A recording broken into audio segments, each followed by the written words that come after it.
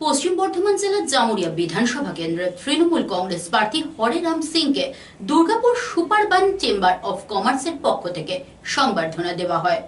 পশ্চিম বর্ধমান জেলার জামুরিয়া বিধানসভা কেন্দ্রে তৃণমূল কংগ্রেসের প্রার্থী হয়েছেন শ্রমিক নেতা হরেরাম সিং। এই হরেরাম সিংকে সংবর্ধনা প্রদান করেন দুর্গাপুরের বিশিষ্ট ব্যবসায়ী তথা দুর্গাপুর সুপারবান চেম্বার অফ কমার্সের সহ সম্পাদক প্রবীর ঘোষ। আপনাদের কাছে দেখাচ্ছে সেই চিত্র যেখানে সংবর্ধনা দেওয়া হচ্ছে হরেরাম সিংকে। 2021 বিধানসভা নির্বাচনকে সামনে রেখে এসবিএন এর একটি একান্ত সাক্ষাৎকারে উপস্থিত ছিলেন জামুরিয়া তৃণমূল কংগ্রেস প্রার্থী হরেরাম সিং এবং জামুরিয়া 2 নম্বর ব্লক তৃণমূল কংগ্রেস সভাপতি সুকুমার ভট্টাচার্য।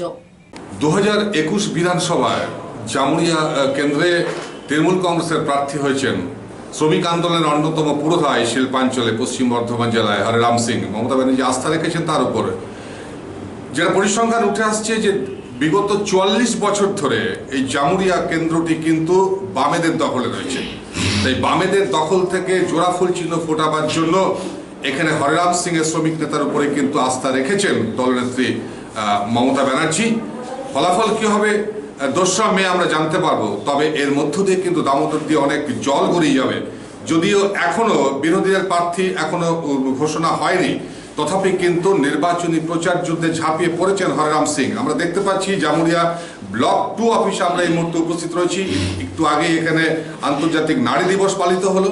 এখানে উপস্থিত রয়েছেন সুকুমার দা, উপস্থিত রয়েছেন ব্লক 2 এর সভাপতি হরেরাম দা রয়েছেন, পাশাপাশি জেলা নেতৃত্ব রয়েছেন এবং সমাজের বিশিষ্ট ব্যক্তিরাও কিন্তু রয়েছেন। একটু আগে সংবর্ধনা দেওয়া হলো দুর্গাপুর সুপারবান চেম্বার অফ কমার্সের পক্ষ থেকে। শুভেচ্ছা জানানো হরেরাম সিংকে। আমরা জেনে নেওয়ার চেষ্টা করব হরেরাম দার বক্তব্যের মধ্য দিয়ে কি রণকৌশল তিনি ঠিক করতে যাচ্ছেন।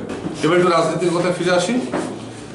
মমতা ব্যানার্জি আস্থা রেখেছেন আপনার উপরে, জামুরিয়াটাকে উদ্ধার করতে হবে, বাম দুর্গকে সরাতে হবে। যদিও পশ্চিমবাংলা থেকে বাম দুর্গ 2011 সালে বিদায় নিয়েছেন গোটা রাজ্য থেকে, তথাপি জামুরিয়াতে রয়েছে, আপনার উপর দায়িত্ব দিয়েছে, প্রার্থী হয়েছেন আপনি। প্রথমে একটা কথা আপনাকে জিজ্ঞাসা করছি, আপনার সংগঠনের সর্বস্তরের কর্মী নেতৃবৃন্দ কি আপনার পাশে দাঁড়িয়েছে? দেখুন,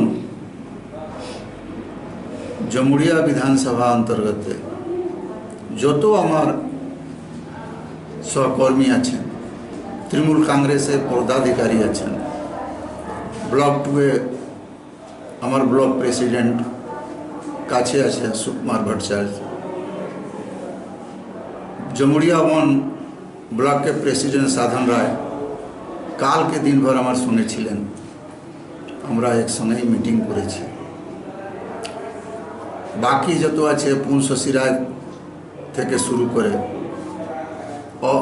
অলোক থেকে শুরু করে যত আমার প্রমুখ কার্যকর্তা আছেন, এখানে সিদ্ধার্থ আছে, সবাই মিলে এবার খেলা করবে, এটা আমি এখন বলতে পারি। আর দ্বিতীয় কথা, দিদি আমার উপরে যে ভরসা করেছেন, আমি কেউ নাই, পাবলিক দিদিকে দেখে ভোট করবে। বিরোধীরা বলছে যে জামুরিয়াতে হরেরাম সিং প্রার্থী হওয়ার পর কিছুটা হলে তৃণমূলের গোষ্ঠীদ্বন্দ্ব রয়েছিল, কিন্তু হরেরাম সিং সেটাকে সরাসরি খণ্ডন করলেন। তিনি বললেন জামুরিয়া 1 নম্বর ব্লক এবং জামুরিয়া 2 নম্বর ব্লকের সভাপতি সহ যারা শীর্ষস্থানের নেতৃবৃন্দ তারা হরেরাম সিং এর পাশে রয়েছে এবং আগামী দিন যে নির্বাচনী যুদ্ধ তাতে সর্বাত্মকভাবে মমতা ব্যানার্জির অনুগত সৈনিক হিসাবে কাজ করবে।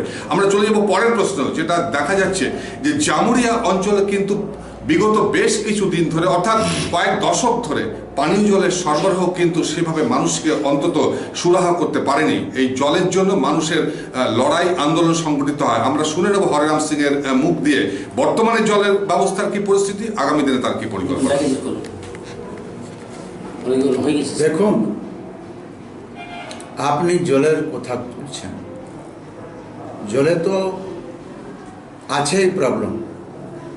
সঙ্গে সঙ্গে জামুরিয়া জানে আমরা একটি পরিকল্পনা করেছি, বিধানসভাতে আমরা জিতব। ফার্স্ট কাজ আমরা জলে জনে করব, আর জলের কাজ ম্যাক্সিমাম জায়গা আমরা করেছি, কিছু জায়গা বাকি আছে। কালকে নাই পরশু আমি মিটিং করেছিলাম এবিপিতে, জামুরিয়া বিধানসভা অন্তর্গত। ওখানে কিছু মহিলা এসে বলল, বাবু জলের প্রবলেম আছে। সঙ্গে সঙ্গে আমরা কথা করে প্রবলেমটা হল করেছি। তো জলের জন্য আমার কার্যকর্তায়, আমার ব্লক প্রেসিডেন্ট, আমার যত পদাধিকারী আছে সব জলের জন্য প্রয়াস করছে। আশা করছি কি ইলেকশন জিতা হারা পরের জিনিস, ইলেকশন আগে আমরা জলের প্রবলেম হলটা করব, এইটা আমি বলছি। আমরা আশাবাদী। হয়তো আপনার কাছে একটা খুব প্রাসঙ্গিক প্রশ্ন করব। আপনার বিধানসভা অঞ্চলে মানে জামুরিয়া বিধানসভা অঞ্চলে প্রচুর পরিমাণে বেসরকারি কারখানা রয়েছে।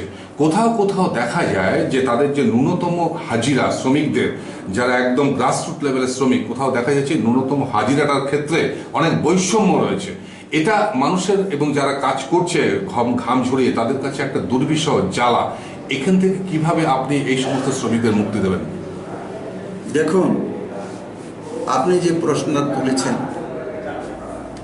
এই প্রশ্ন নিয়ে আমরা বহু দিন থেকে চিন্তা ভাবনা করেছি।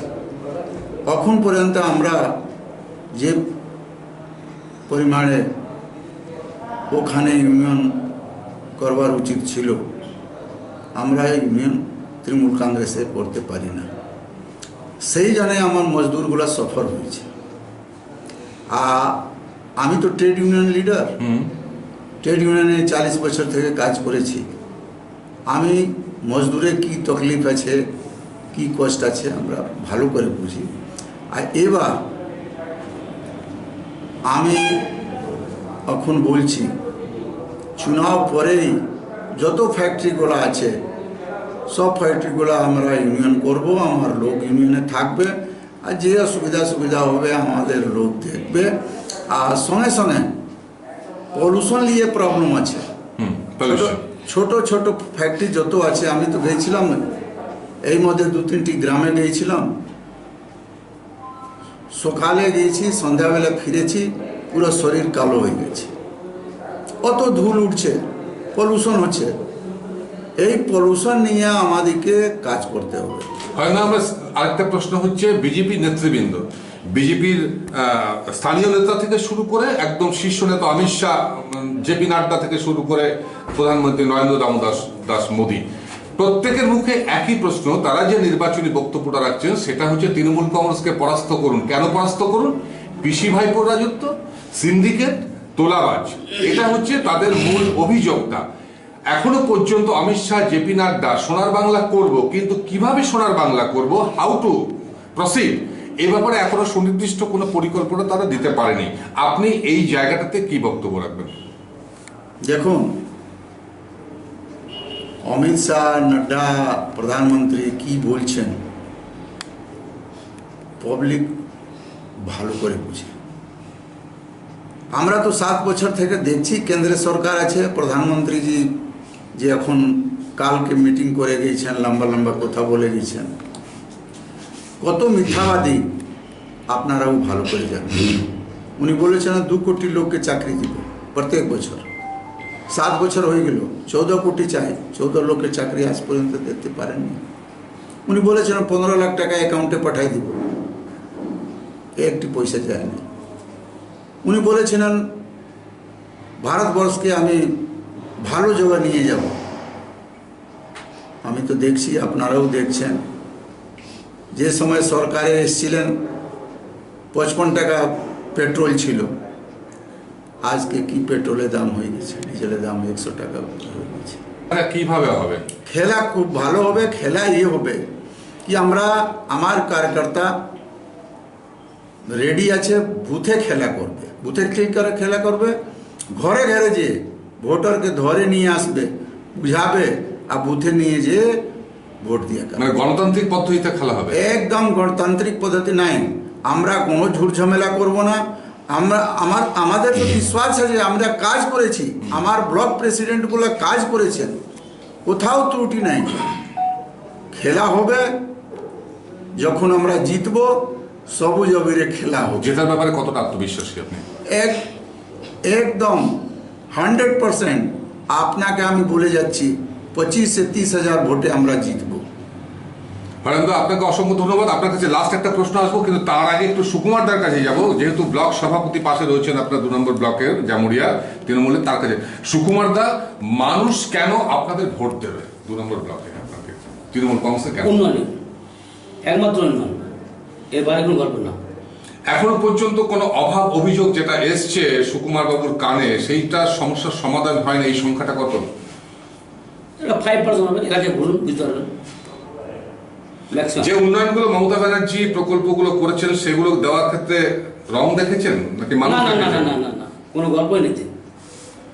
বিজেপি লোক সাইকেল সাথে সবচেয়ে খারাপ খেলা কি বিজেপি সাইকেল সাথে পেয়েছে লোকেরা, ওই সাইকেলে বিজেপি জানানো ঘুরে বেড়াচ্ছে, এটা সবচেয়ে দুর্ভাগ্য। জামুরিয়া 2 নম্বর ব্লক থেকে কত ভোটের আশা করছেন লিড পাবেন আপনি? 5 থেকে 7,000 5 থেকে 7,000। এত কনফিডেন্ট? কনফিডেন্ট। ব্লক সভাপতি মূলত বলে দেয় খেলাটা কিরকম হবে, আপনি কিরকম খেলা খেলবেন? স্লো পর্যন্ত খেলা হবে, স্লো পয়সা খেলা, জয়ের ব্যাপারে আত্মবিশ্বাসী। আত্মবিশ্বাস। ফার্মদা, আপনাকে শেষ প্রশ্ন বলবো, জামুরিয়াবাসীকে আপনি আপনার পক্ষ থেকে এই নির্বাচন আসছে কি বলবেন? দেখুন, জামুরিয়াবাসীকে আমি একটি কথা বলবো কি হরেরাম সিং কোনো ফ্যাক্টর নাই। আপনারা মমতা ব্যানার্জির উপরে ভরসা করে বিশ্বাস করে মমতা ব্যানার্জিকে ভোট দেন, আর তিসরি বার মুখ্যমন্ত্রী করুন। যে বিকাশের কাজ বাকি আছে আমরা ভালোভাবে করব, এই আমার জামুরিয়া বাসীর কাছে আমার রিকোয়েস্ট, আমার প্রার্থনা। সবাই ভালো থাকুক, আমাদের ইলেকশনে জয় হোক, এই কামনা করে বলছি। আপনারা এত সময় শুনলেন জামুরিয়া কেন্দ্রে তৃণমূল কংগ্রেস প্রার্থী হরেরাম সিং এর খুব তাৎপর্যপূর্ণ কিছু বক্তব্য। পাশাপাশি সুকুমার ভট্টাচার্য ব্লক 2 সভাপতি তৃণমূলের, তিনিও তার প্রতিক্রিয়া জানালেন। আসলে তারা বলতে চাইছেন যে আর বিচ্ছিন্নভাবে নয়, অর্থাৎ সরকার একদিকে, জামুরিয়াবাসী একদিকে, সেদিকে নয়, সরকার যেদিকে থাকবে জামুরিয়াবাসীও যেন সেদিকে থাকে, তাহলেই বোধহয় জামুরিয়ার উন্নয়নটা আরো ত্বরান্বিত হবে। ক্যামেরায় মলয় রায়ের সাথে পরিতোষ পোদ্দার, জামুরিয়া।